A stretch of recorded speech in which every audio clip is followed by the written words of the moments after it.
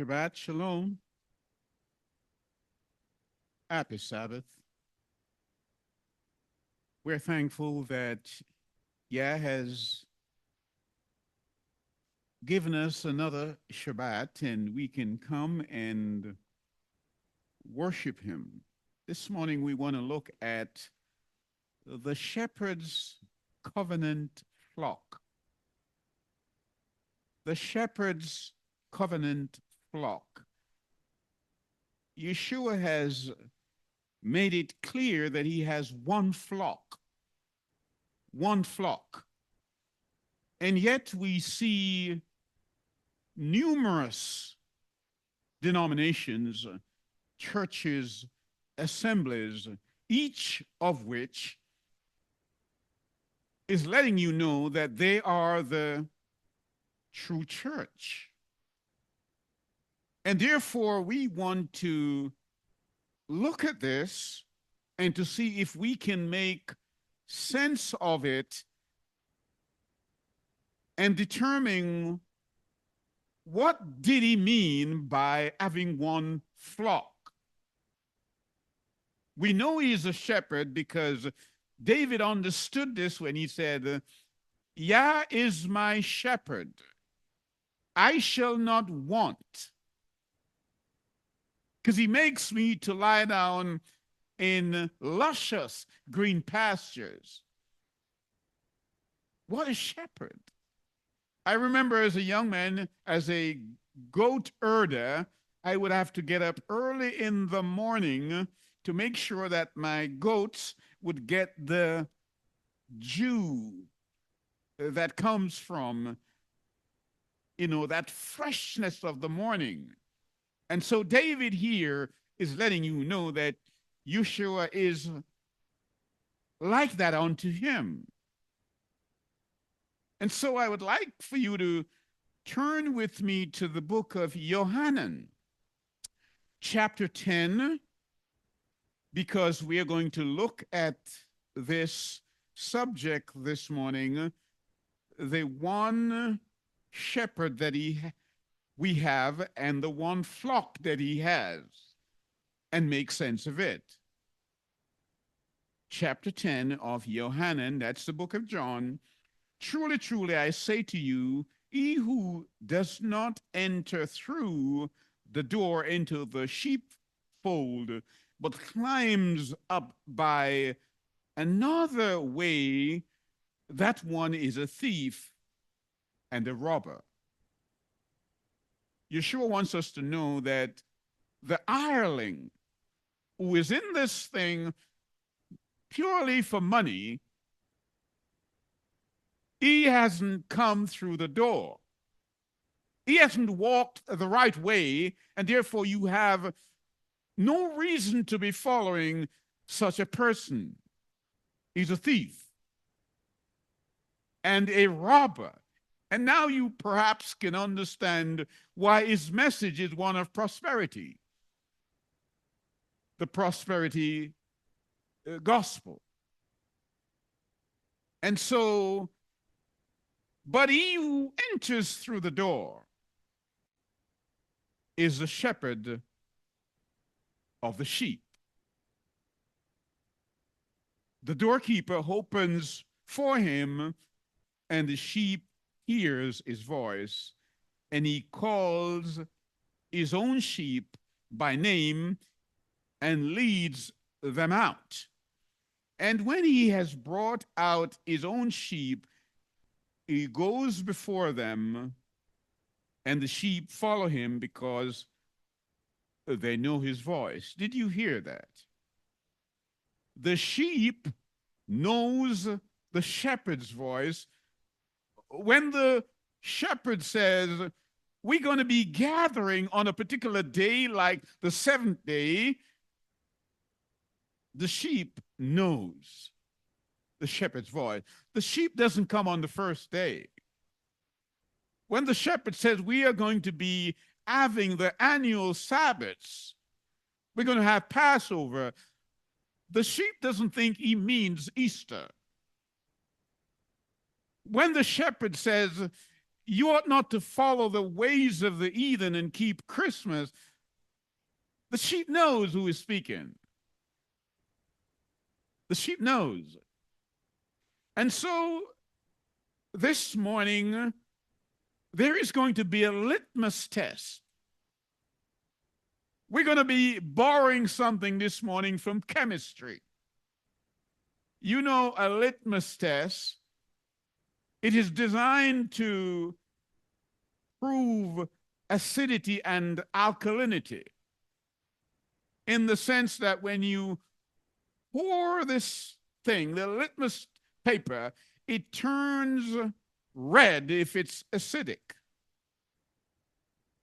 and the blue if it's alkaline. So this morning we want to see how acidic is your religion and how alkaline it is.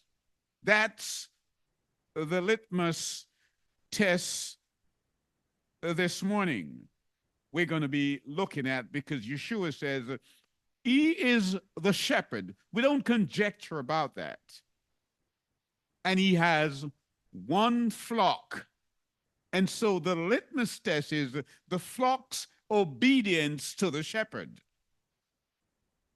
And so it's not too difficult to ascertain where you are, whether you are acidic or you're alkaline. Obedience is alkalinity. We want you to understand that. Yeshua says, when I speak, my sheep hears my voice. Not only do they hear his voice, they follow after him because he leads. We need to understand that. But the world in which we live offers us pluralism. They said you can have numerous religions and numerous churches, and that one fits you, and that one down the road is okay for you. That's pluralism. It's all right to keep the Shabbat and to keep the first day, and they don't even see the apparent contradiction in the one Sabbath. He has one flock, and if he says, remember the seventh day to keep it holy, keep it Kodesh, then the flock hears that. We've got to understand that. And so truth, by definition, is exclusive. It's exclusive. So when he says he is a shepherd and he has one flock, and he's also the door through which you walk, that's not just an idiomatic way of designating him. We're talking about the exclusivity of truth. If there is only one way and one shepherd and one truth and one love, and he is there, then there is no other way. We are talking the exclusivity of truth. And so we can't go the way of plurality. No, we can't do that. He makes it clear that his path is narrow, but the other path is broad, and it leads to destruction. And only few that finds the narrow way. And we understand that when he spoke to Noah during the flood. He says, Noah, I want you to build me a ark, but I want you to build it with one door. And all the animals and the people that are going in, they must enter through the one door. And as we read through the book of Genesis 6 and 7, and 8 and 9, we see that story unfolding in our eyes, that the litmus test there with Noah and his family is that they were obedient to him. And so Noah had a religion, had a faith that was alkaline. But when you turn away from you become acidic. And anybody in biology knows that when the body is acidic, it doesn't heal very well. You must make the body alkaline. And if this body, the assembly, the church, as we call it, is the body of Yeshua, and it's acidic, when the head is alkaline, we're in trouble. We want you to understand what is going on.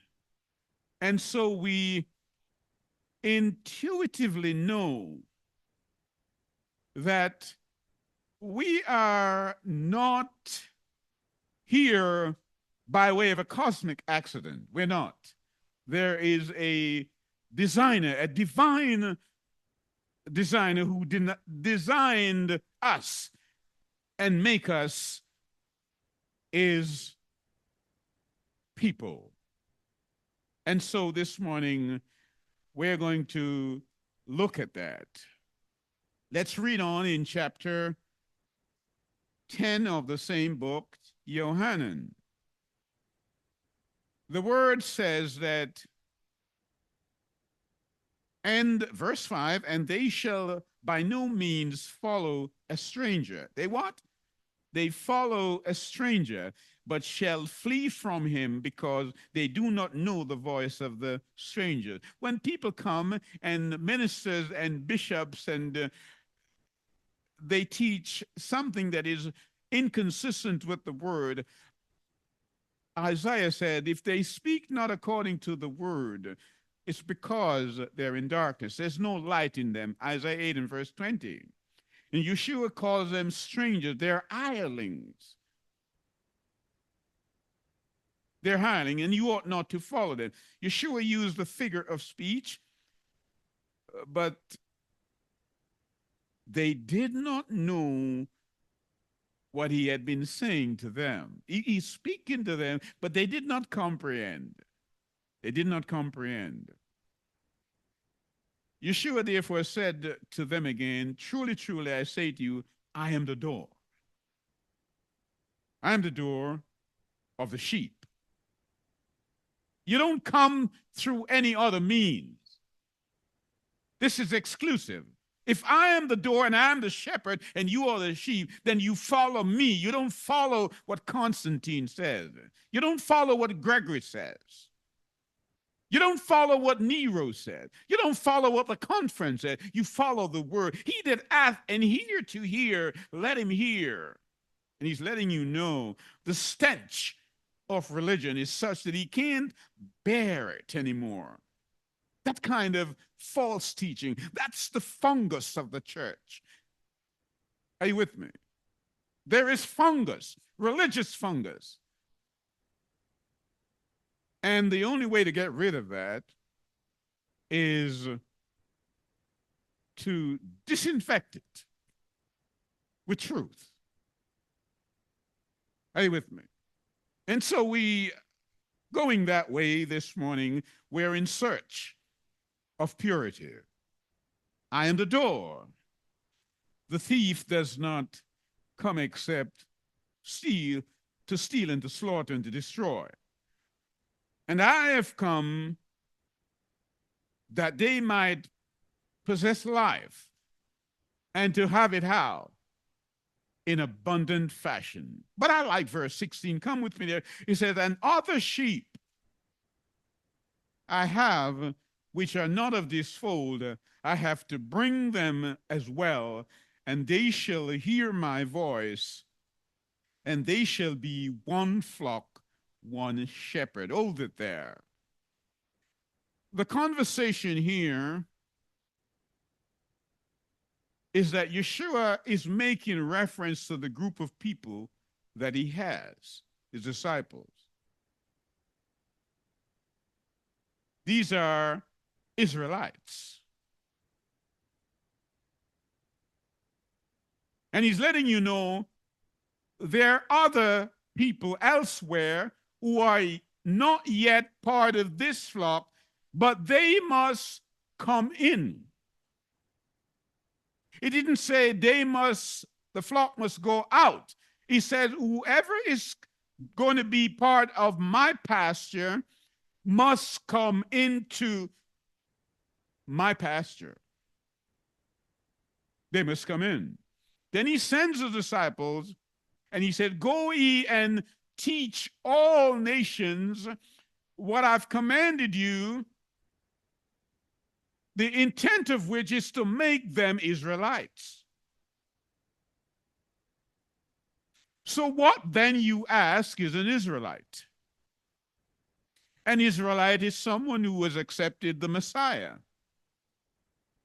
and is obedient to him in what he says.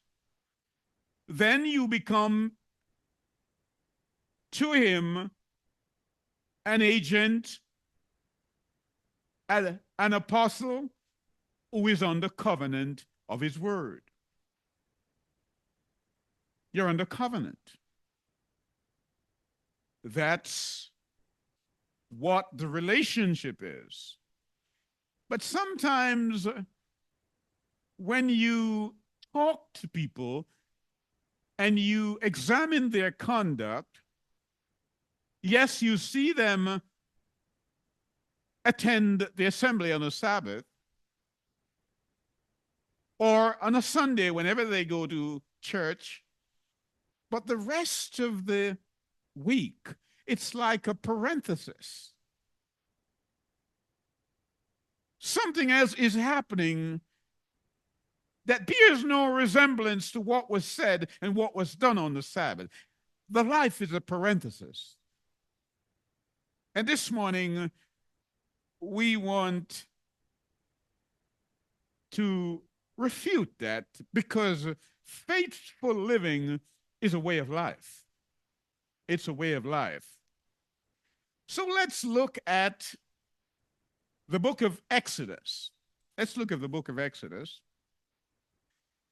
And we will turn to chapter 19. The point I want to illustrate here is simply this. Here we see a group of people who had been in captivity for a number of years. And Yah had promised their forefather, Abraham, that after 430 years, he would send someone to redeem them and bring them back in alignment with the truth. And so the time had now come, and he raised up one called Moshe, or Moses, the prophet, to do that.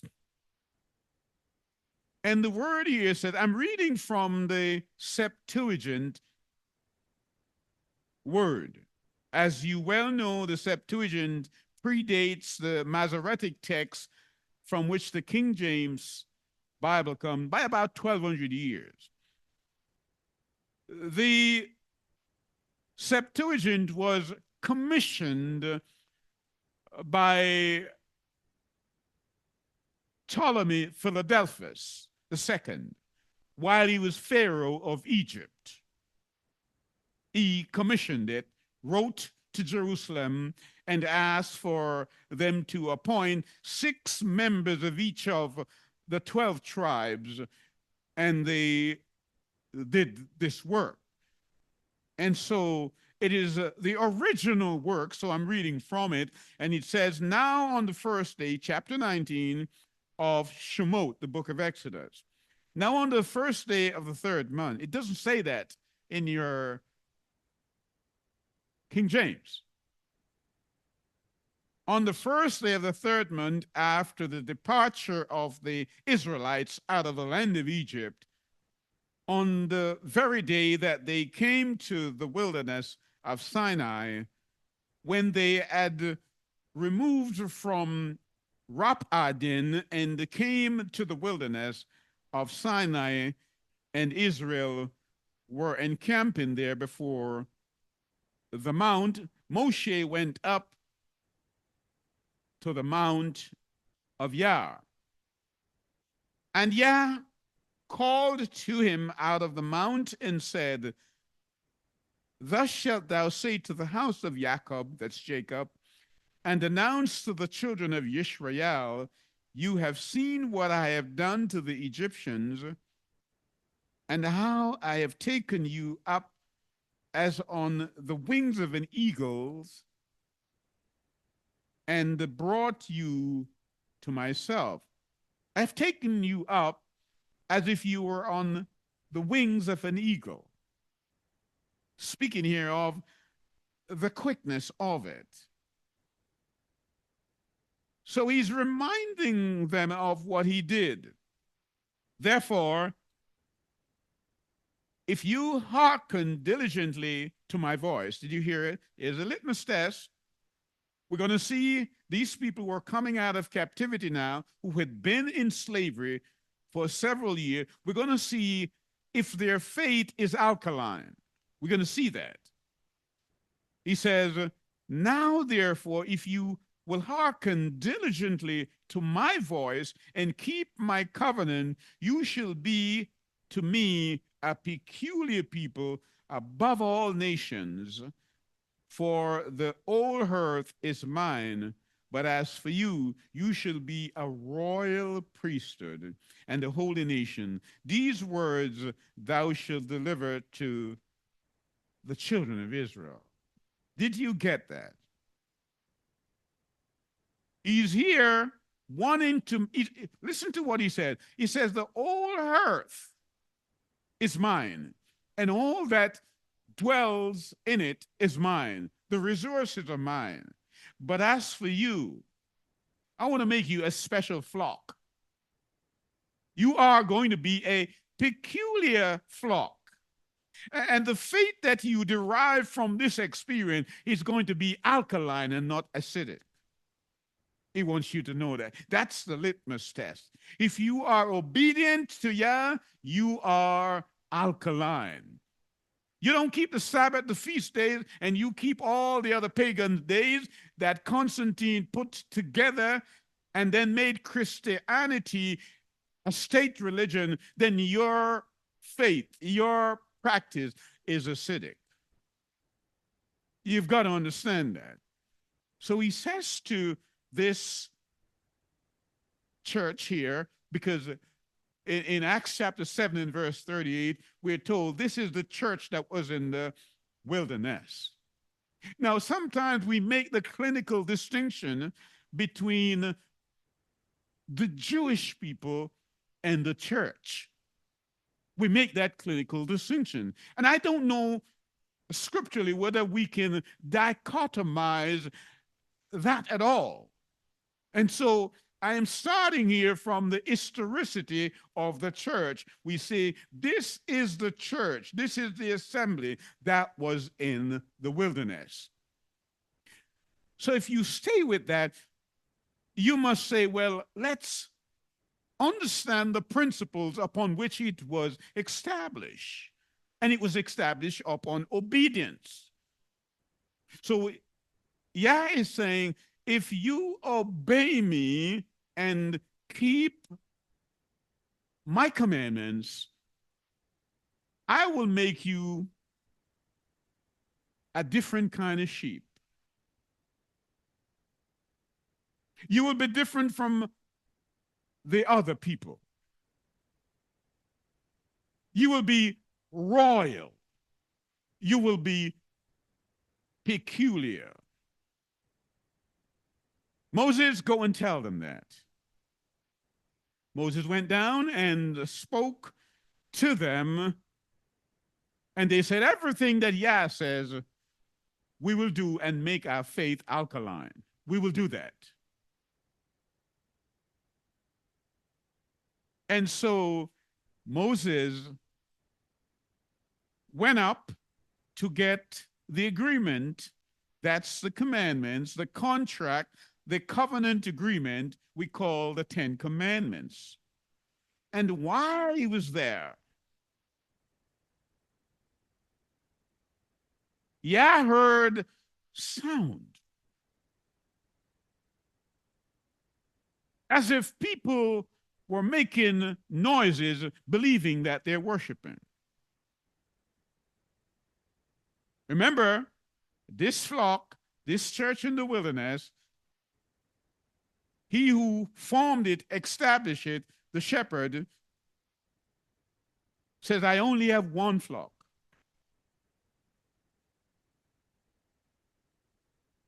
I only have one flock. and I have one door, and I am the one shepherd.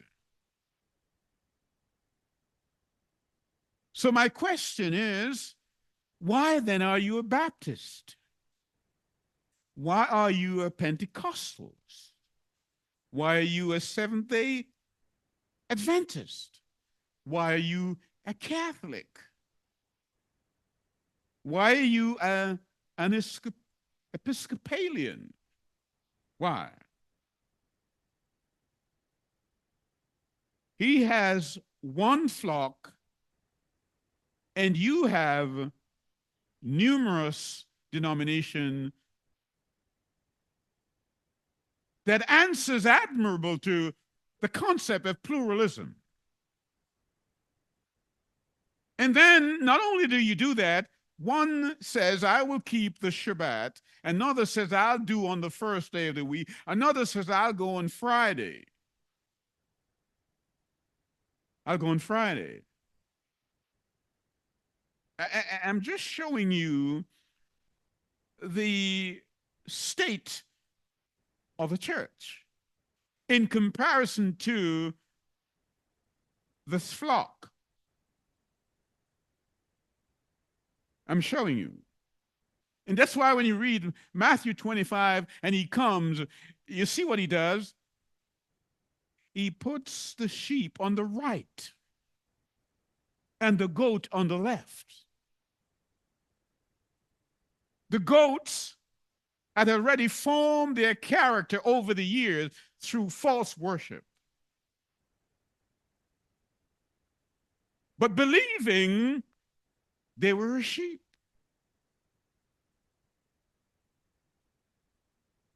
Are you with me? And the wolves were making a meal of them. And so Moses also heard the sound. Remember, this is a carefully crafted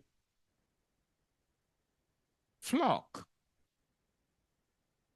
And he told Moses, Moses, you better build me a tabernacle so I can teach them the mechanics of salvation, how a person gets saved. I want you to do that, Moses.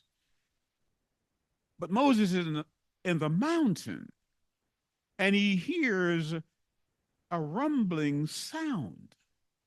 And he's wondering, what is that? Because they were told, don't come near the mountain, and don't even touch your wives for 3 days.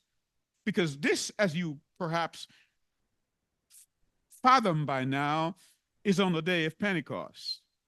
This is when the commandments were given 50 days after the Passover. We know, according to Numbers chapter 33 and verse 3, that they left on the 15th day. They left Egypt on the 15th day of the month. And so on the first day of the third month, meaning this would have been on the 46th day after leaving Egypt, they got to Mount Sinai. Moses went up, and Yah told him, in 3 days' time, tell the people to get themselves ready, purify themselves, sanctify themselves, and I will come down and speak to them. So he's speaking morality to them, how they should live. This one flock, how I'm going to hold them accountable to my word, and they must hold me accountable to what I say, because my word is law. That's what he's doing here. And like us in baptism, we say, yes, I will do. In marriage, we say the same thing. And a few months later, it's usually, in times gone past when people divorce, it used to be years, but now it's months. We say, I will take that man or that woman to be my lawful wedded husband or wife. But a few months later, we do exactly what they did here, and we break the vow. We break the vow. And what intrigues me is that we ask, yeah, the divine being to bless the wedding. And then we take it downtown and ask a secular judge to undo what the divine judge has done. It can't happen. And so you must understand that there are many people walking around thinking they're married in the same way that many are walking around thinking they're divorced, but in heaven their names are registered the opposite way. So Moses came down and he saw the people worshiping, but they were naked because they had formed a golden calf with the jewels that they brought from Egypt. The promise was, you will be unto me a special people, royalty, and all of you will be priests. What a promise. But after the golden calf incident, Yah gave them the book of the law, and we need to understand it. Most people don't get it, that there is a book of the law and there is a book of the covenant. The book of the covenant was put inside of the ark. But when you read Deuteronomy chapter 31 and verse 20, you see the book of the law is put inside of the ark, the side of the ark, whereas the book of the covenant, the Ten Commandments, is put inside. Let me say that again for emphasis. The book of the covenant, which is the covenant that you and I have with Yeshua, is the Ten Commandments. Moses put that inside. And then he puts the mercy seat on it. But after the golden calf incident, he gave them another set of laws, which Moses wrote, called the book of the law. That was put at the side, and the word says, as a witness against the people for what they had done. So when you see the Apostle Paul, or you read the Apostle Paul speaking in Galatians and in other parts of his epistles, the law that he's talking about is not the Ten Commandments. It is the second law. Deuteronomy is called the second law. So we need to understand that.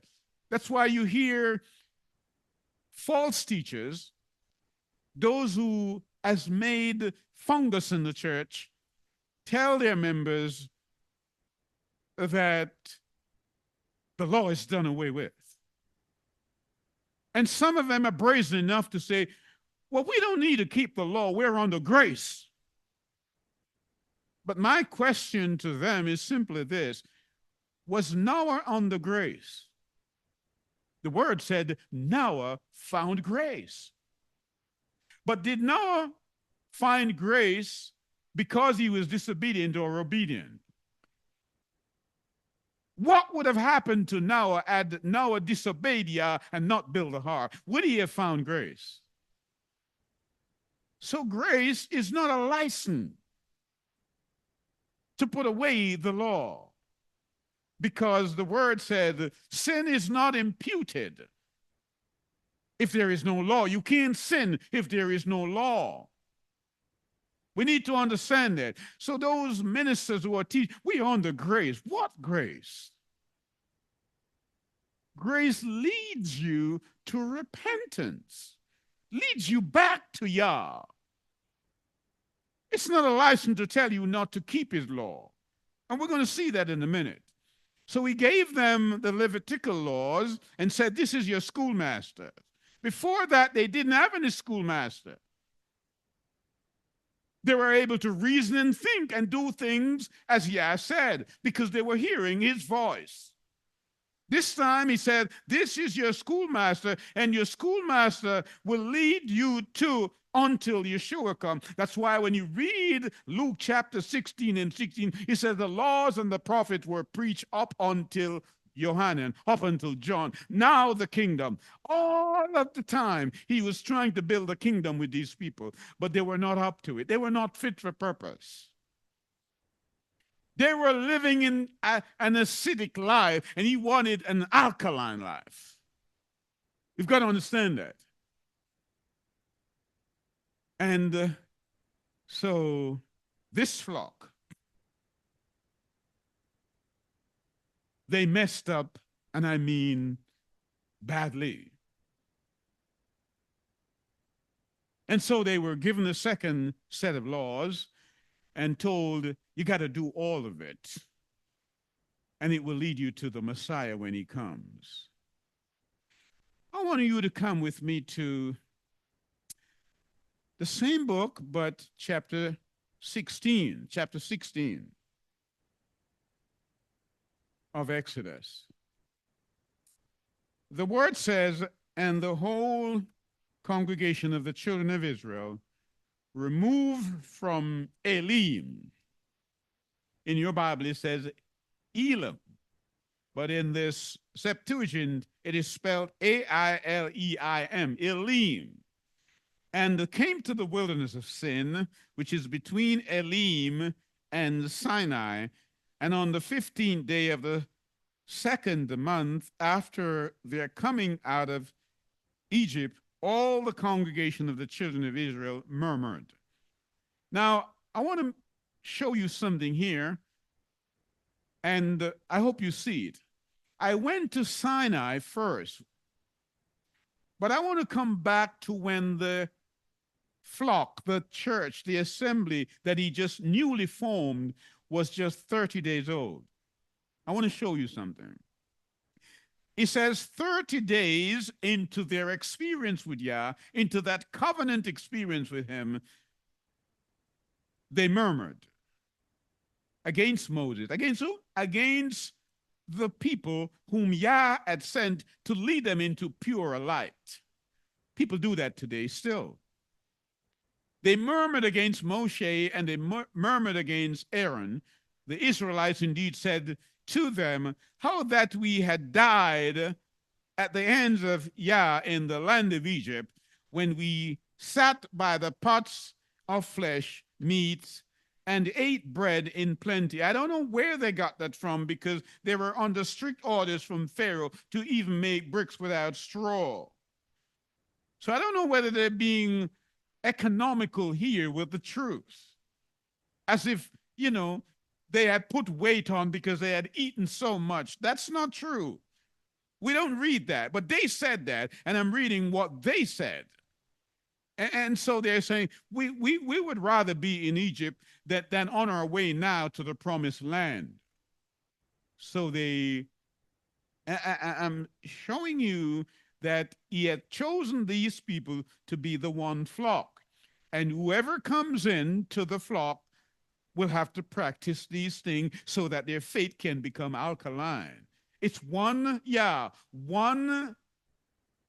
law for the homeborn and for the stranger. If somebody comes into your house to you live and see that you're keeping the Sabbath, the word said they too must keep the Sabbath. You don't make any provisions for them. It's one law. Are you with me? So we're not making that distinction about one is a Jew and one is a Gentile. There is no Gentile saved in the kingdom. Everybody who is saved is an Israelite by way of adoption. Understand that. So when you say you're a Baptist and that man is a Pentecostal and that man is an Adventist, you've missed the point. Yeah, it's not separated you. He's unified. Is unified. And so the word said the people started to grumble. Why are they grumbling? Food.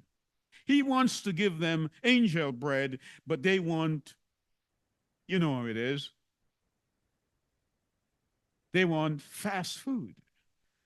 They want flesh. Verse 4, whereupon Yah said to Moshe, behold, I am going to rain bread from heaven for you.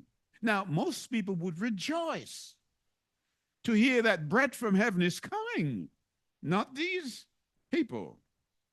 And the people shall go and gather it day by day. And stay with me as we go through this, that I may try them whether they will walk in my law or not. I'm trying them. I want to see whether their faith is acidic or it's alkaline. So I'm trying them.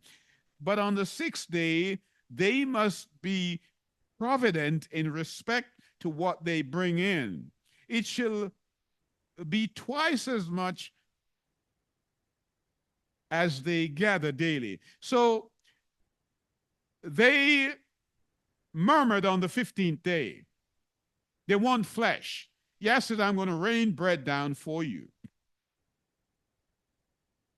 I'm going to give you manna. I'm going to give you better than you deserve. That's what he's saying.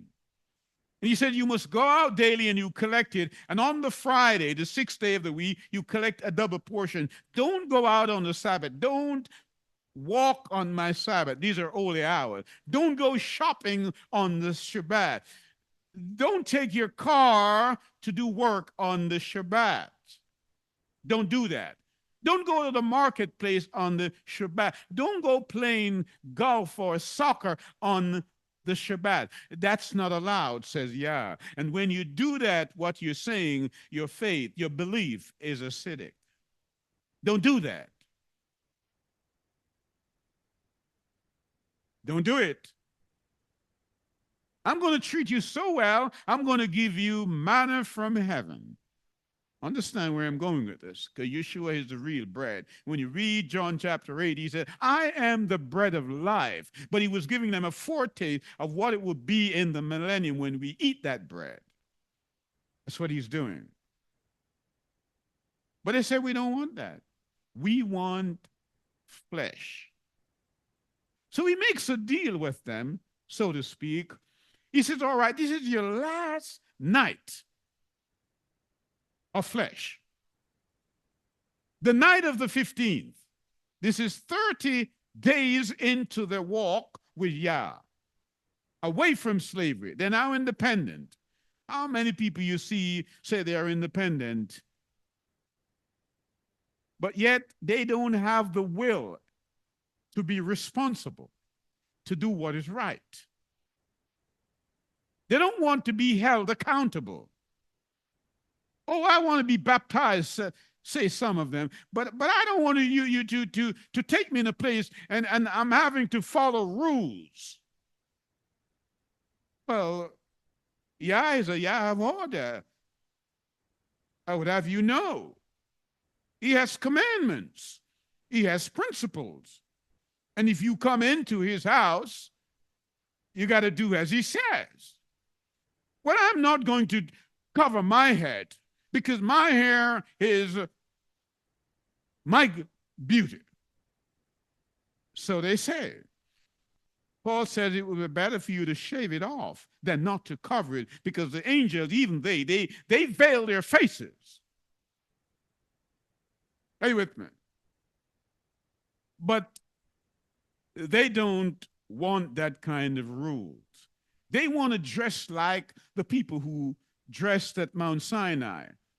Big, long earrings, you know, those kind of things that Jacob took off in chapter 35 of Genesis, but they want to put them on. They want to do that. And loud color, nail varnish.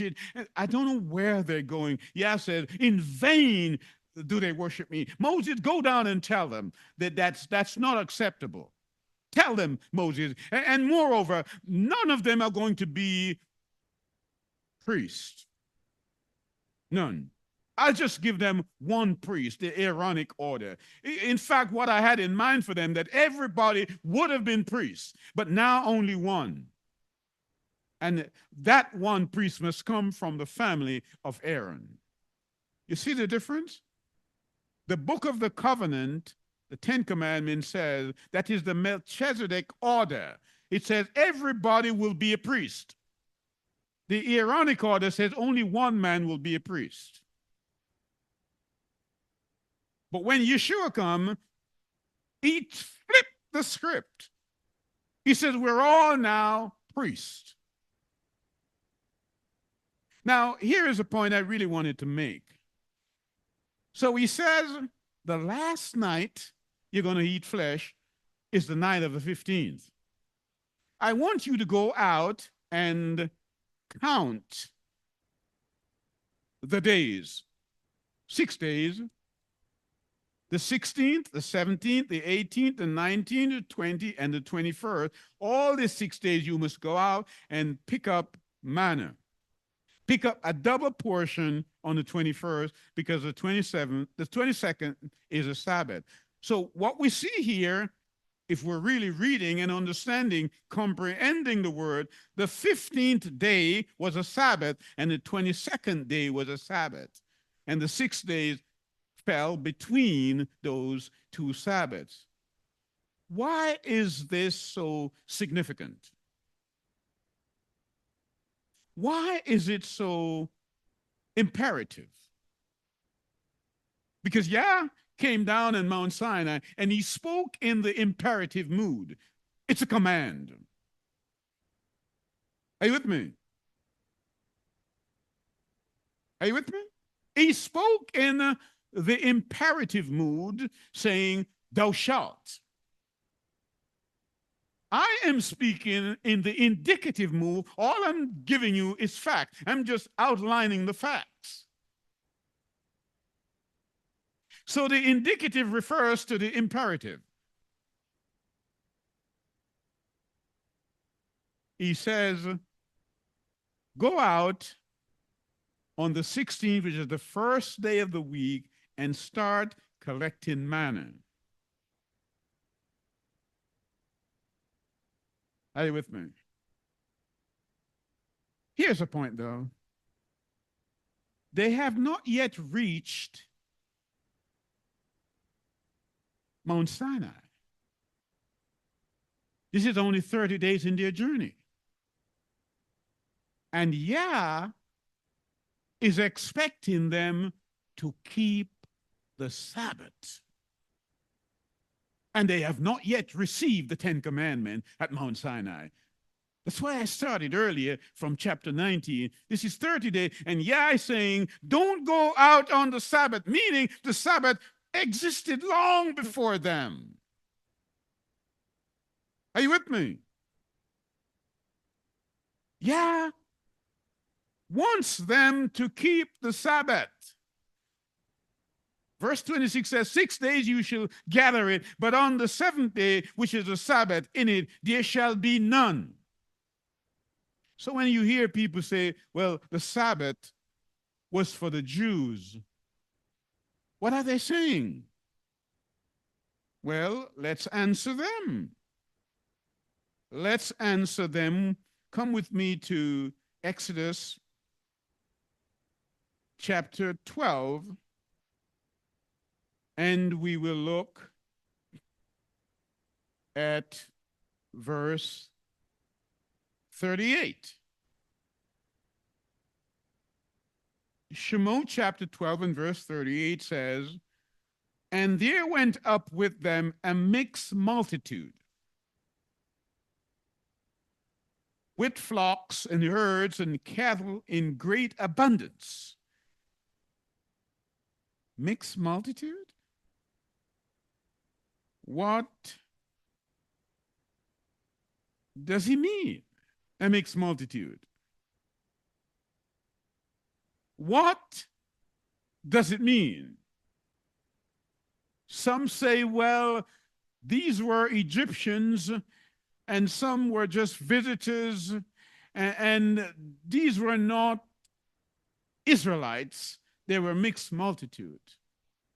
And they were the ones who caused most of the problems. And all of that might well be true. But what I want you to know, and certainly Moses wanted you to know it too, is that wherever they came from, when they agreed to do Yah's will, they were one flock. They were given the same law. If you're a Baptist, Seventh-day Adventist, Catholic, Pentecostal, whatever you are, you have one law. You don't choose your own Sabbath. This mixed multitude could not choose its own Sabbath. It had to do what Israel did, because he said, other people I have, they too must come in and do the works that Israel is doing. Israel is not a place. Israel is a people. Are you with me? So come with me to the book of Ezra, Ezra chapter 9, and we will read verse 2. For they have taken of their daughters for themselves and for their sons, so that the holy seed, the what? The holy seed have mingled themselves with the people of those lands. Yea, the hand of the princes and rulers hath been chief in the trespass. The leaders are the great trespassers. They have mingled themselves. I wonder here, this is talking about the mixed multitude, where the people ingratiate themselves in the culture of the other people of the land, taking their men and their women. And so when they have children, this is the Bible telling us, this is what we call the mixed multitude. Are you with me? The Bible doesn't talk about races of people. It speaks of one race of people. Of all nations, I have made one blood.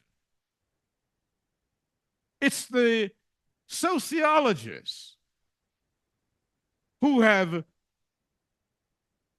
dichotomized and have said, oh, that man is from that race, and that other man is from another race, and then we come up with terms like racism. Of all the nations I have made with one blood. This is the biblical language. So, it's not talking about mixed multitude in terms of races,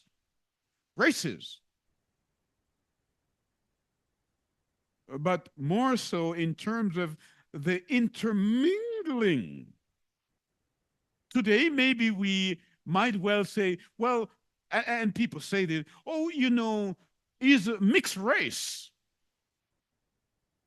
Oh, that one is a mixed race person. And I'm inclined to think, where did he come from? Is this what they mean by aliens? Because if Yah made all nations of one blood, meaning only the human race, then this person that is mixed race could not have come from Adam. Because Adam had all the gene pool in his loins from then to the end of time. Where then did mixed race? They mean mixed parentage, not mixed race. He is of, or she is of mixed parentage, but not mixed race. Yah made one race.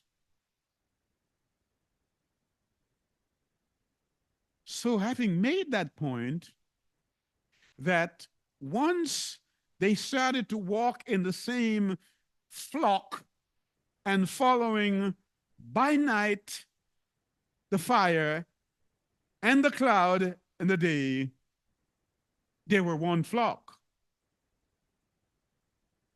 He didn't say on Mount Sinai, I'm going to give the mixed multitude a different law, or I'm going to give the Jews a different. He said the homeborn and the stranger that has engrafted in to Israel, one people, one church, one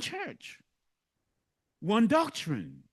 And they remained steadfast in the apostles' doctrine. And so this idea of superiority over another, claiming remnancy over another, It's pre-selective. You can't select yourself. Yah is the one who does that. Are you with me? It is Yah who does that. And so the whole issue here is one of obedience. One of obedience.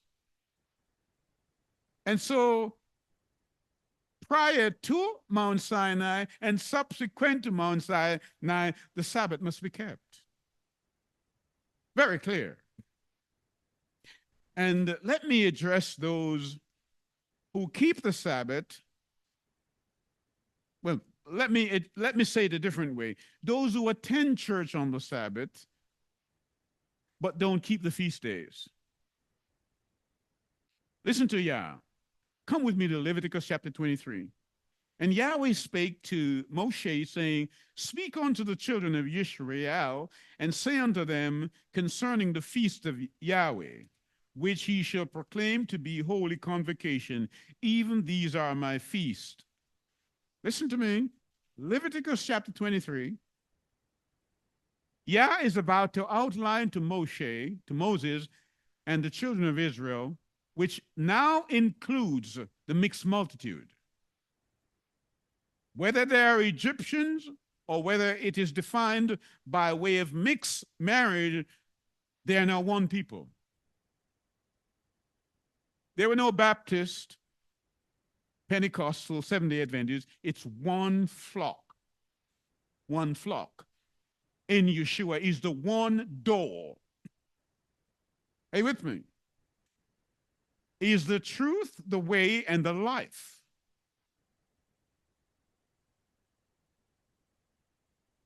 He says, These are my feast days.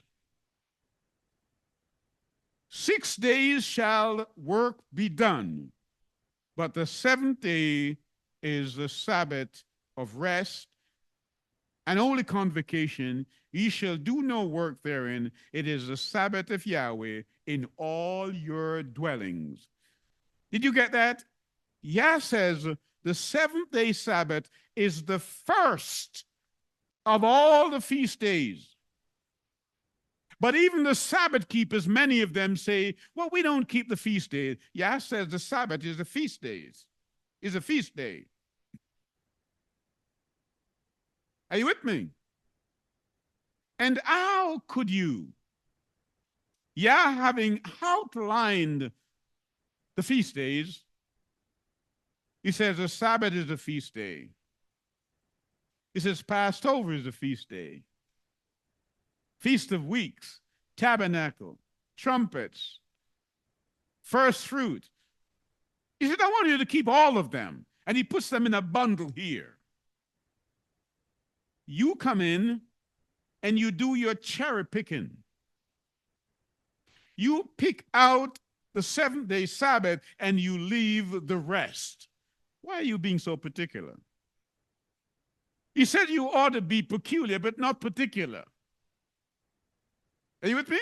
You take out the seventh-day Sabbath and you leave the rest, saying you're not doing it because it is for the Jews. It's one flock. But did you know, because I'm speaking to you now, who keeps the Sabbath, but not the rest of the feast day. Did you know that the feast days were stopped by the Roman Church? They met and they said, we don't want any of you to Judaize. We don't want you to keep the Jewish Sabbaths, the feast days, any of them. If you are caught doing that, it means that you are Judaizing and you will be held accountable even unto death.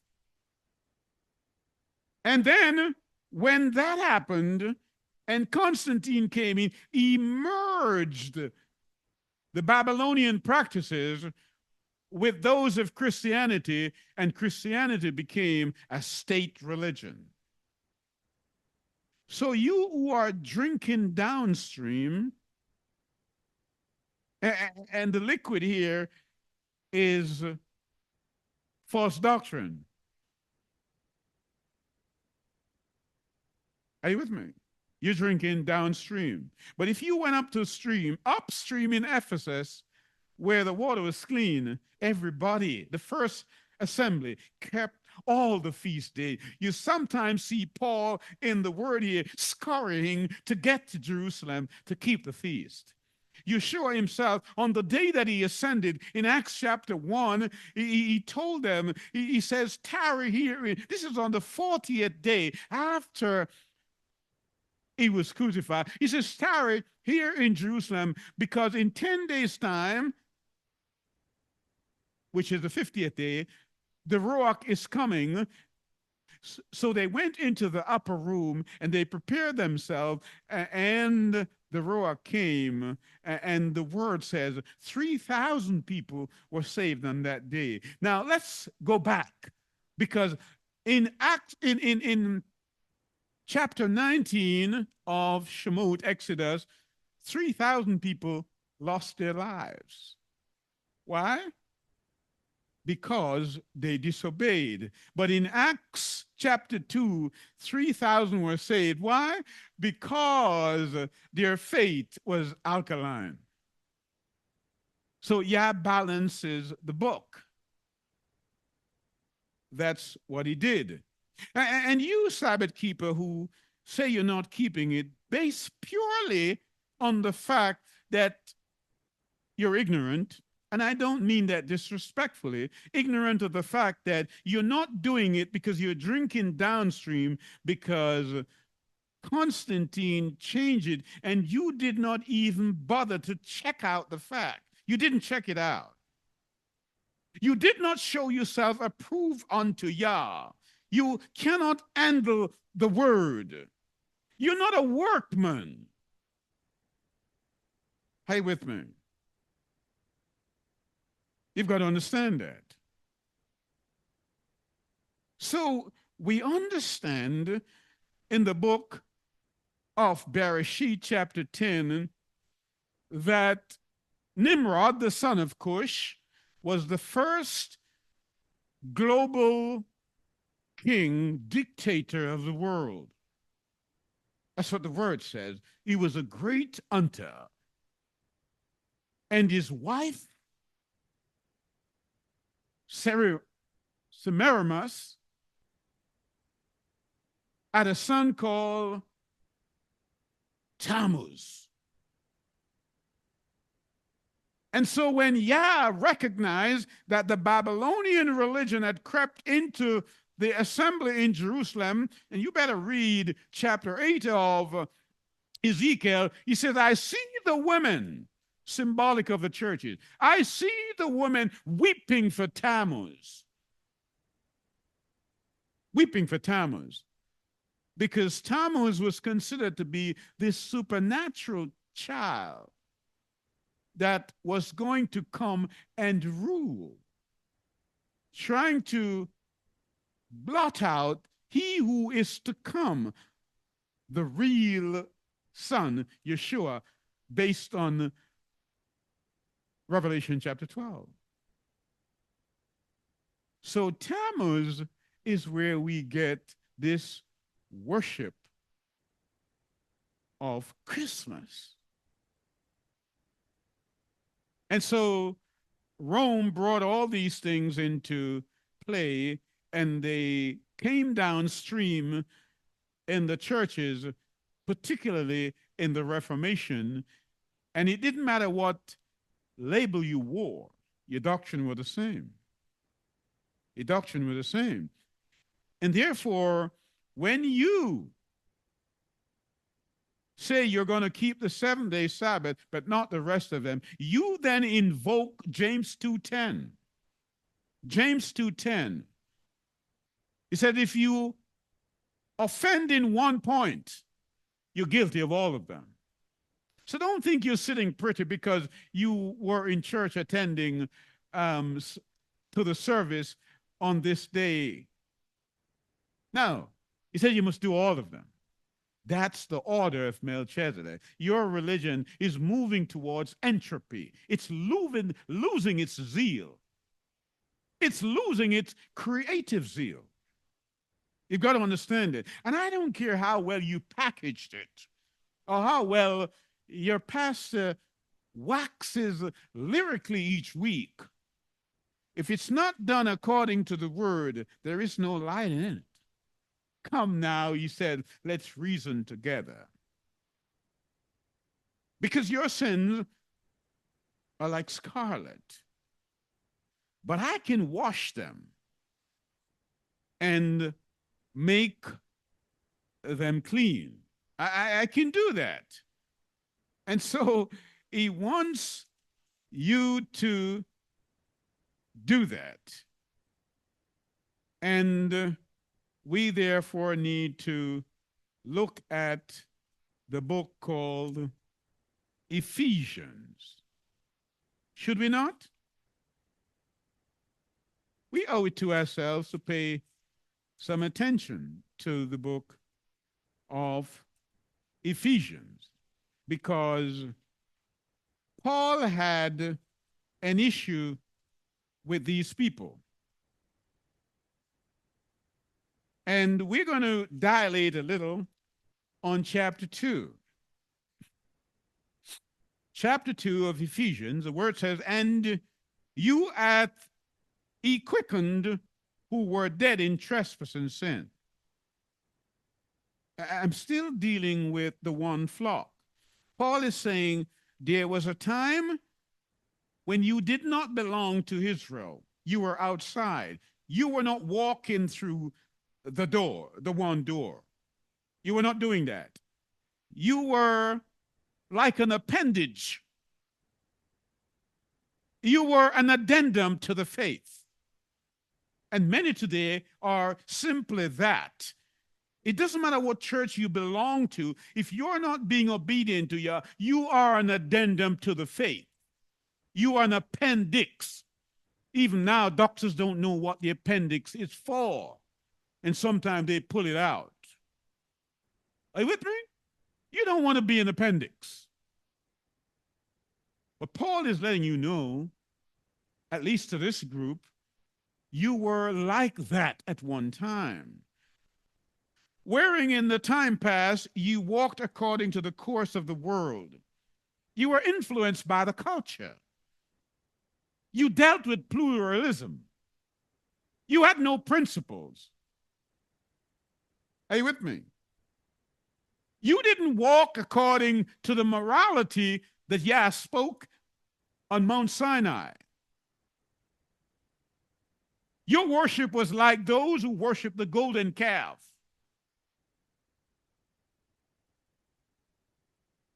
He said, according to the prince of the power of the air, the spirit that now worketh in the children of disobedience. You were being led by Satan.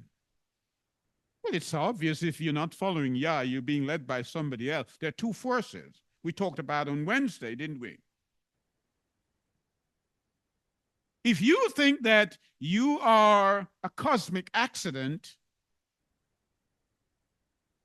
then you're following a different set of rules. But I believe, and we believe here, that there is an intelligent designer. And he's a Yah of order, and he tells us how we should conduct ourselves and how we should worship. And Paul is emphasizing this, that obedience is the litmus test. And so as you go around today and you go into church and you see, and you can tell by way of the words, they don't know you know it, but you could say to yourself, look how acidic that place is. It's acidic because they're not following Yah. So Paul is saying, among whom also we all had our deportment in times past in the lust of the flesh. What did the children of Israel ask for? Flesh.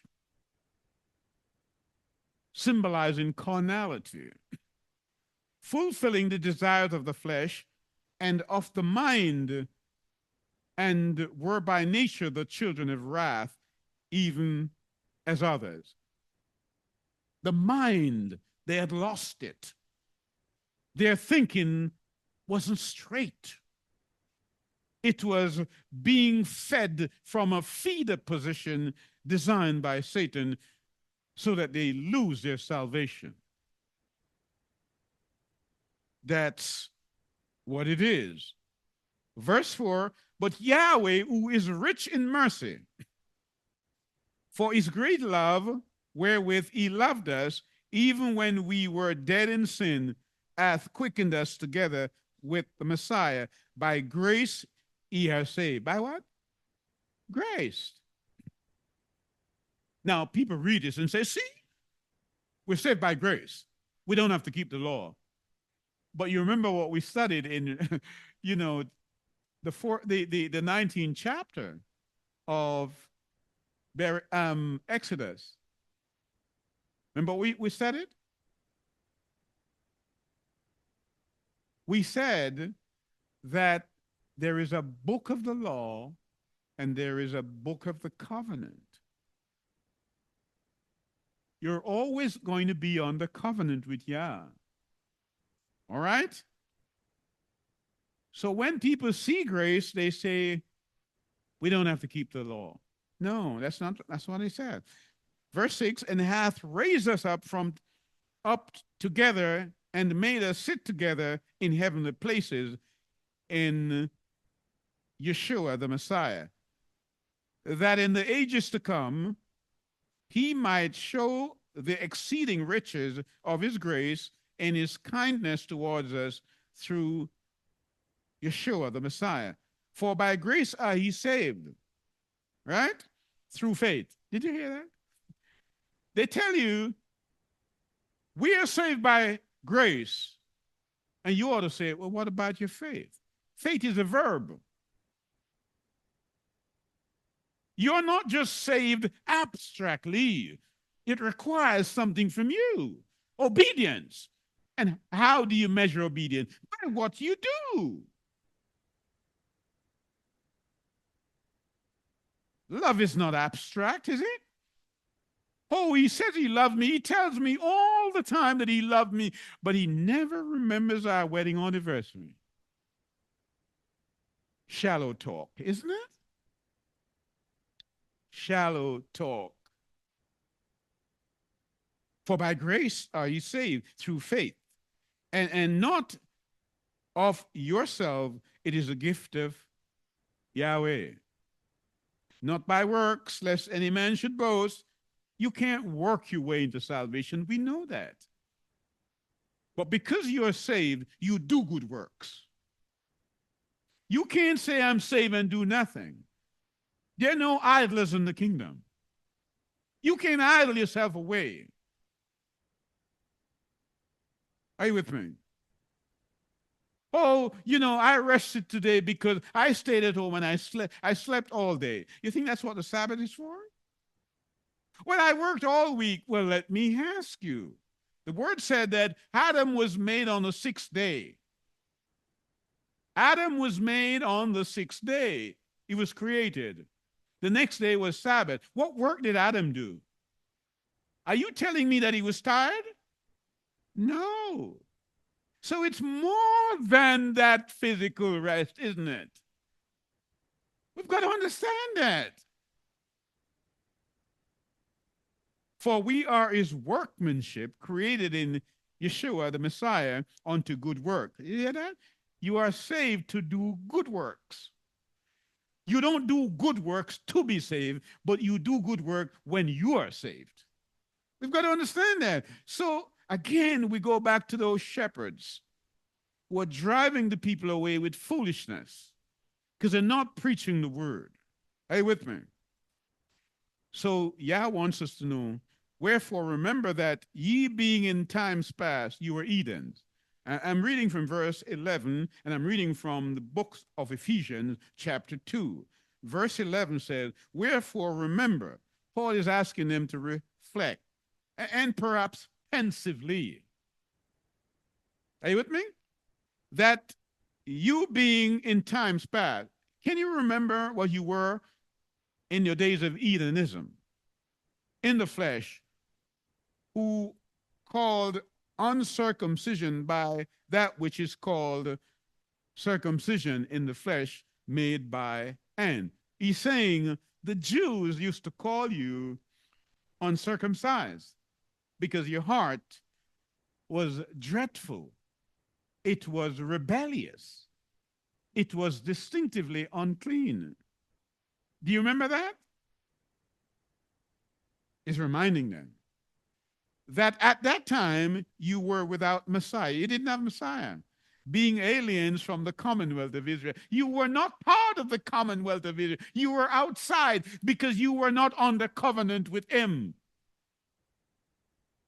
You were not obedient to him. You were not a citizen of the kingdom at that time because you were not doing what he said. You were not hearing him. You were not keeping the Sabbath. You were not keeping the feast day, and you're still not doing that and think that you're part of Israel. Foolishness. You were strangers from what? From the covenants. What's our topic? The shepherd's one covenant people, one covenant flock. That's what we're dealing with.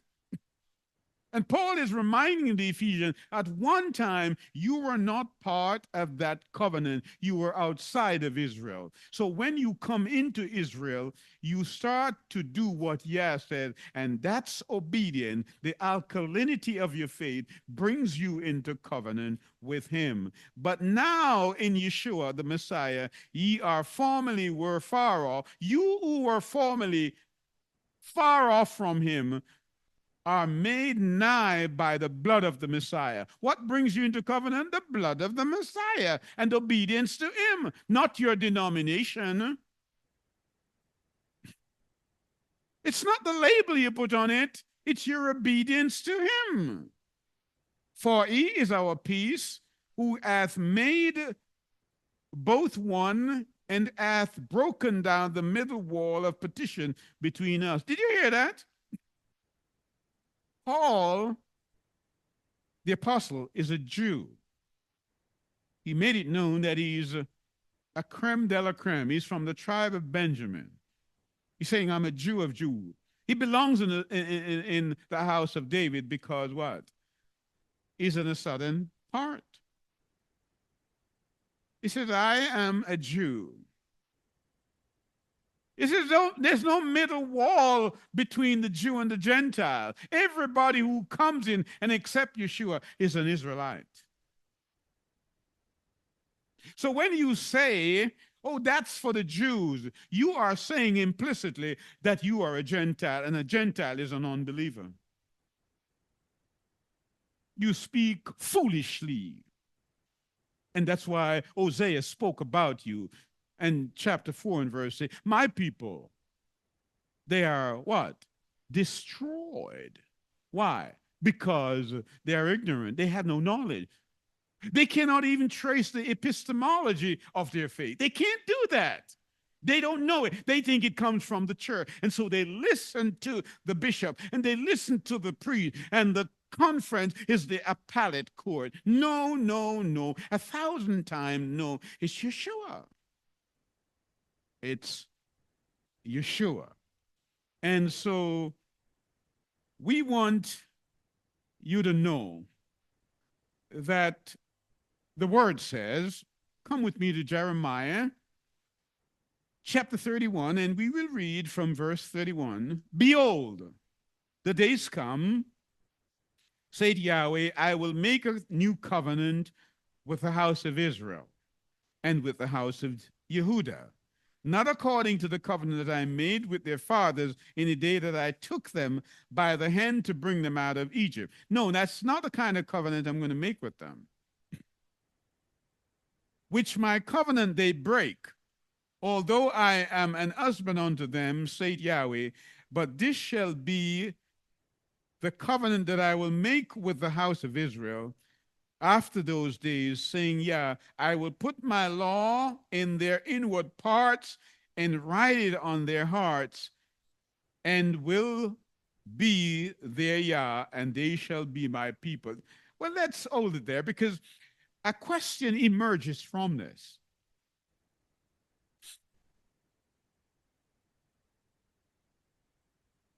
Paul, or whoever it is that wrote the book of Hebrews, says the same thing, even as the prophet Jeremiah here writes. So we have it both in the Old Testament and we have it in the New Testament. He says, I'm going to make a covenant with Israel and with Judah.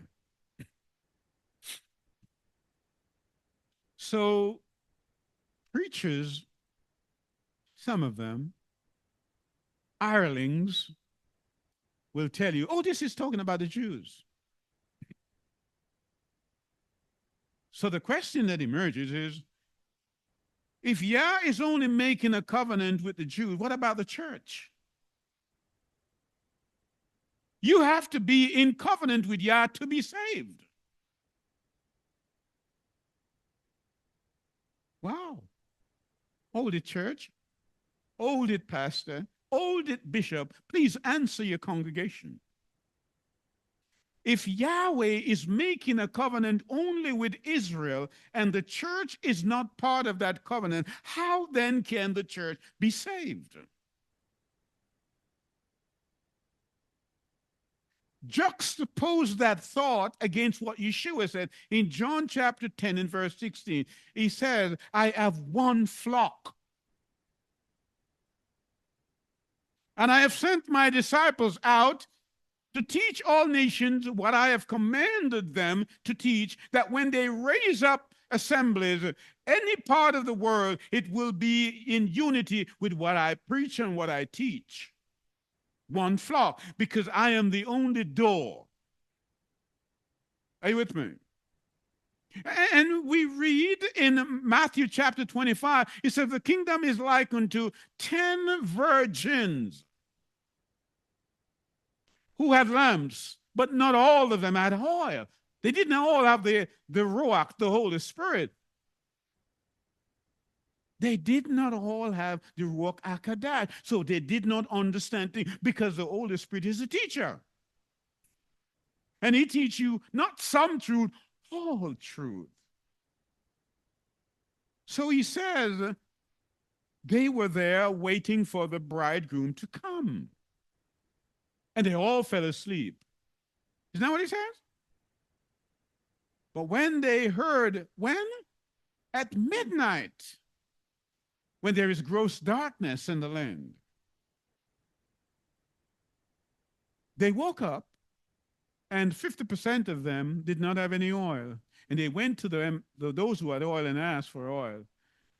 And they told him, no, we can't do that. We can't give it to you. It's too late now. You should have been studying the Bible. You should have understood what these things say. You should have been like the children of Issachar. You should know how to act. You should have been keeping the feast day, but you did not, even though you were a virgin. Wow. He says, when they went to get oil, this door was locked. The door was closed. Yeshua closed the door because he's the only door. And he says in Revelation, chapter 3, he said, I am the door. I have the key of David. And when I lock that, no man can open it. And when I open it, no man can lock it. And so these were virgins waiting. These were church members saying they're waiting for translation. But when he came, they were not ready. They were not ready. So let's read Hebrews 8:10 just to consolidate the point. The word said, for this is the covenant that I will make with the house of Israel. After those days, says Yahweh, I will put my laws in their mind and write them on their heart. And I will be their Yah, and they shall be my people. All right? That's what he said. Here it is again. This is the covenant that I will make, chapter 10 and verse 16. I will make with them after that time, said Yahweh, I will put my laws in their heart and I will write them on their mind. So we just read in Jeremiah and Hebrews twice, and we see he's making a covenant with Israel, but none with the church. You better get this straight very, very quickly, that the church was a vehicle that was sent out to collect people to bring back to Yeshua to the destination of Israel, in his flock, in his yard. Not for you to devise your own doctrine, your own creeds, and run his assembly like that. Israel tried that before and brought in Babylonian principle, and he brought Ezekiel and showed him and told him that he's going to destroy them. And he sent Jeremiah out in chapter 5. He said, Jeremiah, go out into Jerusalem, and if you can find one man that's doing good, report him to me. One. Abraham couldn't find 10, and Jeremiah couldn't find one. How many could we find? So we're living in a culture where currently we have a war going on in Gaza. And depending on what side you're on, you take a particular view. Some say Israel has a right to defend itself, and others say the Palestinians should not suffer the way they're suffering. And depending on how your emotions are fueled by what you believe, you speak.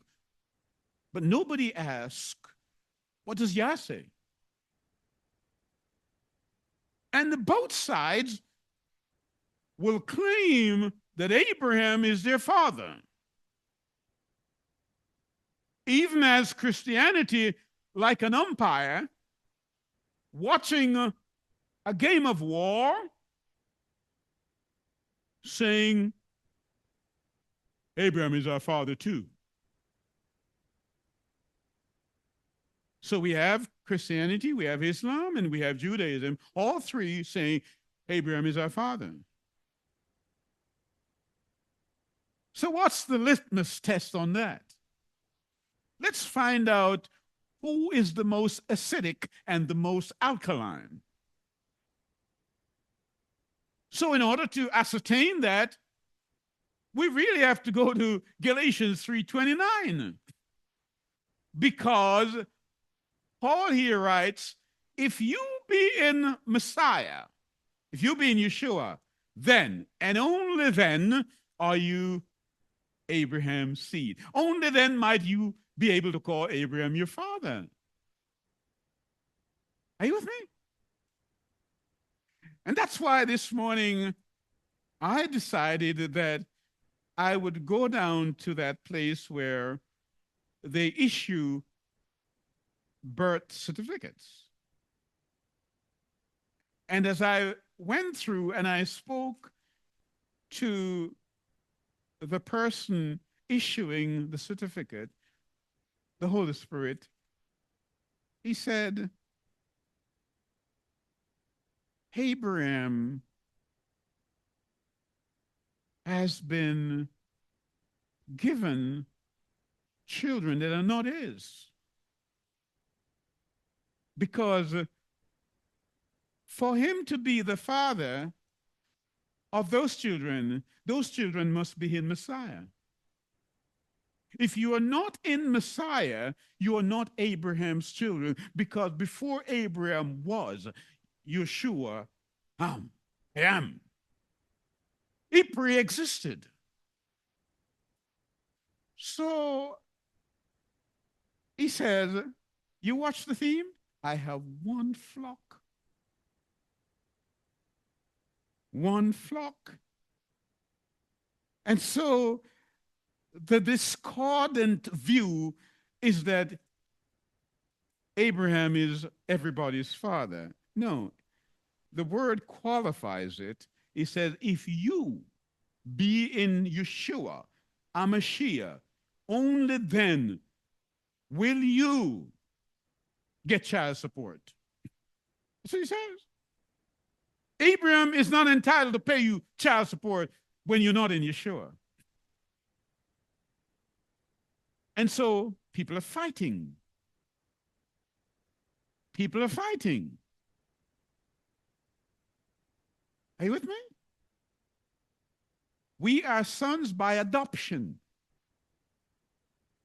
But in order to be sons by adoption, he says he gave them power to believe, and by that belief, they become children of Yah. So let's come to the book of Ezekiel, this prophet, as you know, who was taken in custody and taken to Babylon. And we're looking at chapter 34. And the word of Yahweh came unto me, saying, Son of man, prophesy against the shepherds of Israel. Prophesy and say unto them, Thus saith Yahweh, Yahweh unto the shepherds, woe to the shepherds of Israel. Now, when you read this, again, people may see this and say, well, he's talking about Israel. Yes, he's talking about Israel, but not the Israel that you think. The Israel that he's talking about is not only a current Israel then, but a subsequent Israel now, the Israel of Yah, Galatians 6:16. That means everybody who accepts Yeshua. He's saying the shepherds are not doing right. He says, prophesy against them. Thus saith Yahweh unto the shepherd, woe to you, shepherds of Israel, that do feed yourself. Yes, overweight. Should not the shepherds feed their flocks? Ye eat the fat, and ye clothe you with the wool. Ye kill them that are fed, but ye feed not the flock. If you were feeding the flock would know to keep the feast day. They would know to keep the Sabbath. They would know the truth. But you're not feeding them. You're feeding yourself. Are you with me? You need to hold your pastor accountable for the truth. We're talking about the exclusivity of truth. Because if Yeshua said he is, then nobody else can be. Nobody else can be. And so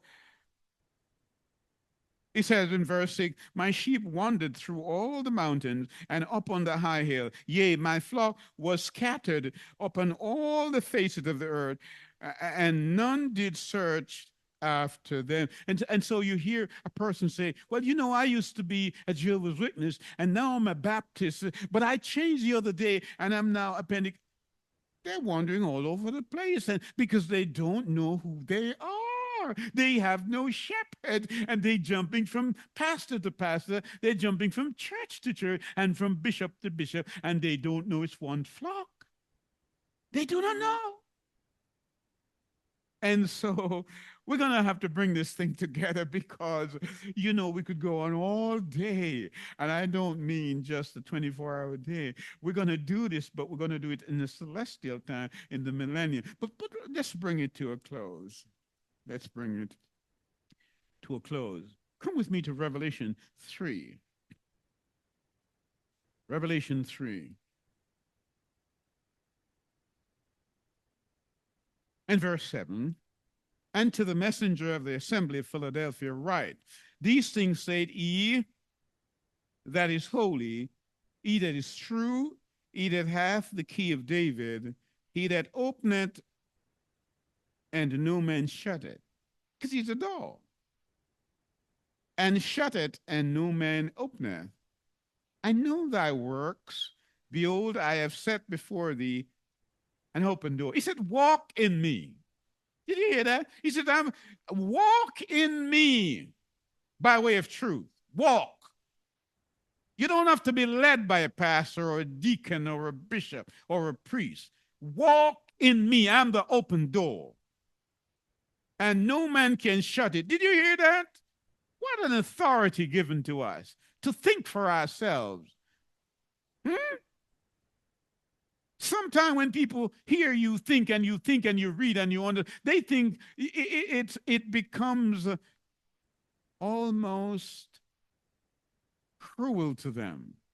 It's offensive to them to see that you can think and you're no longer under their pressure and they're not imposing their conditions on you anymore, because now Yah has put in your mind a light that you can see clearly now. It says no man can shut it, and has kept my word and has not denied my name. You have not denied my name. You don't call me Jesus, you call me Yeshua. You've not denied my name. You don't follow the crowd. You're not like a dead fish that just watch the stream carry it along. You are like the what? Which fish is it that swims upstream? The the salmon. Learn to swim upstream.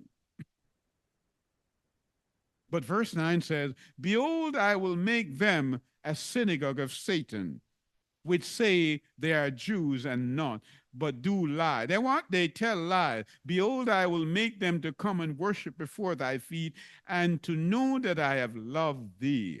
You know what is interesting? Throughout chapter 2 and chapter 3, we see the word here, church, and to the church of Laodicea, and to the church of Ephesus, and to the church of Sardis, and to the church of Thyatira. By the way, Semiramis, Nimrod's wife, the early name for Thyatira was Semiramis. Are you with me? So the point I'm making, though, is this. Throughout those two chapters, the word ecclesia is used for church. But when he comes to verse 9, chapter 2 and verse 9, and chapter 3 and verse 9, he talks about a synagogue. Synagogue. Giving the impression he's talking about a particular people, a group of people who think they are Jews and are not, but they are the synagogue of Satan. Did you hear that? He says there are some people who think they are Jews, but they're not. This is the Messiah speaking. So when I repeat it, I'm doing it with authority. He says they think they're Jews, but they're not. And immediately when I read that, I'm inclined to turn over to Genesis, even as you want to come there with me? Genesis chapter 10. And so we're going to read from verse 1 to give it some context. Because the word here says, now these are the generation of the sons of Noah, Shem, Ham, and Japheth, and unto them were sons born after the flood.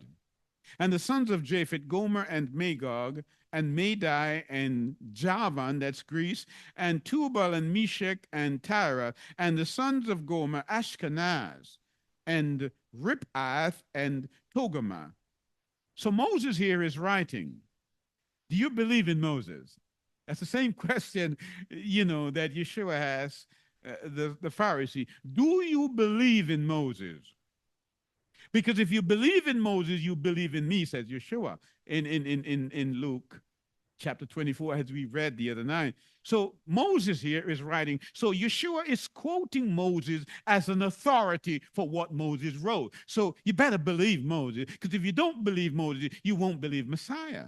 And so Messiah quotes Moses, and Moses says, the Ashkenazi, he says, they are from what? Gomer. Then verse 5 tells you, he said, by these were the isles of the Gentiles divided into their lands, everyone after his tongue, after their families in their nation. Moses says, the people claiming to be Ashkenazi, when he wrote in Genesis 10, they were Gentiles. Yeshua in Revelation chapter 2:9 and Revelation 3:9 is saying there is a particular group of people claiming to be Jews, but they are the synagogue of Satan. That's really a strong statement that you can't just dismiss as a trivial pursuit. You can't. And so another question emerges in our thought pensively, because you are saying, but I've always believed this to be so. And if that's not so, then who is? Then you really asked the right question, because you're now ready to join me in the book of Zephaniah, Stephanus. Are you with me? So let's look at Stephanus, and we will conclude on this. for today. The word of Yahweh which came to Zephaniah, the son of Cush, the son of who? Cush. Remember we said Cushi gave, the seed. Nimrod was his son, was Cush seed, who became the first king of the world, global dictator, but he was not at all alkaline in his faith. The son of Gedaliah, and we talked some weeks ago that Gedaliah was governor of Judah during the time of Jeremiah. We said that. So we're seeing the linkage here between Cushi, Gedaliah, Zephaniah, Josiah, Ezekiah, that stretches all the way back to Joseph. And certainly the house of David. Are you with me?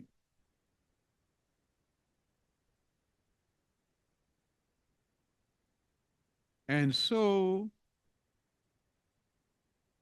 I say Joseph because sooner or later, Joseph is going to be linked to Judah, according to Ezekiel chapter 37. It's one stick, remember that.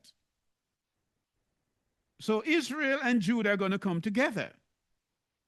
Has to. It's one stick. But the point here is that Zephaniah is letting you know that he is a son of Cushi, the son of Gedaliah, the son of Amariah, the son of Ezekiah, in the days of Josiah, the son of Ammon, the king of Judah. And you ask yourself, well, why do we need to know that? Come with me to chapter 3. And we'll read it, start at verse 9. For then will I turn to the people a pure language. Zephaniah, the son of Cushi, says in the last days, Yah will turn back to the people a pure language. Remember, Genesis tells us that during the time of Nimrod, just before the tower building experience, the world had one language. Meaning, Nimrod did not speak Swahili. He did not speak Ge'ez. He spoke Hebrew. That's our language. Regardless of what you hear other people say, go with the word. For I will turn to the people a pure language, that they may all call upon the name of Yahweh to serve him. With how many accord? One accord. It's one flock, one Messiah, one baptism, one faith, one race, one law. From, verse 10, beyond the rivers of Ethiopia, my suppliant. From where? Wait. We know through the Balfour Agreement, the majority of the people now claiming Ashkenaziship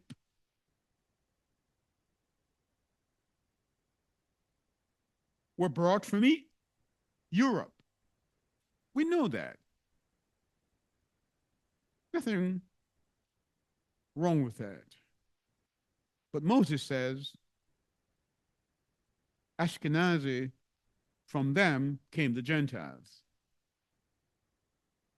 But then Zephaniah wants you to know that from beyond the rivers of Ethiopia, my suppliant, even the daughter of my dispersed, shall bring mine offering. Dispersed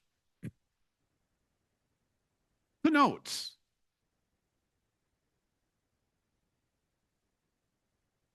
that scattering of people. Zephaniah said, Those who have been dispersed, scattered, are from beyond the rivers of Ethiopia. So when you juxtapose this with Revelation 2:9 and Revelation 3:9, where Yah said they are synagogue of Satan, what are we to conclude?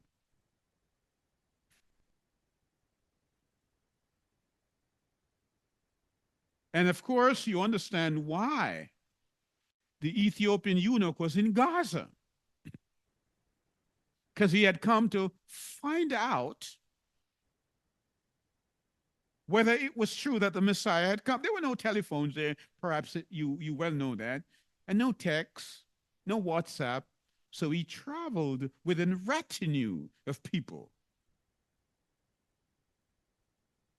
And Philip was advised by the Ruach to go and talk to him in the desert area of Gaza.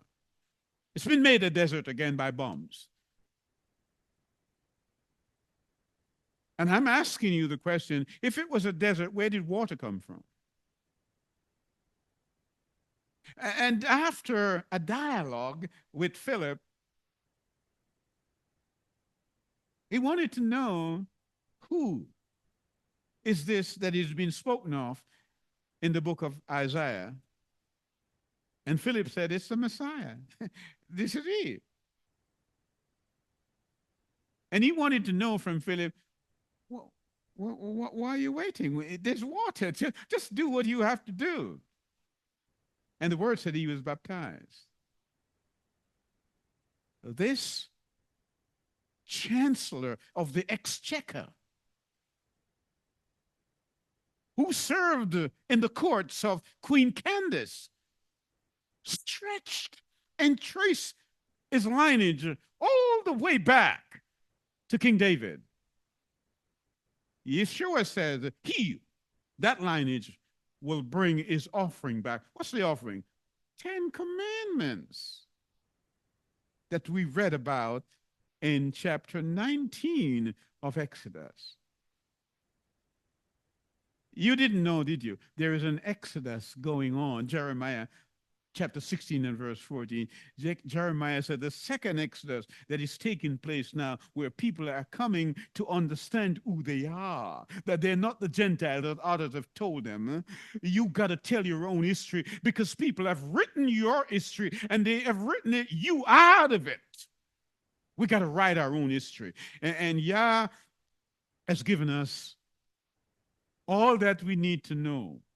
May we thank him that he only has one flock, and we are part of that body of people that are called his flock. In Yeshua's name I pray, amen.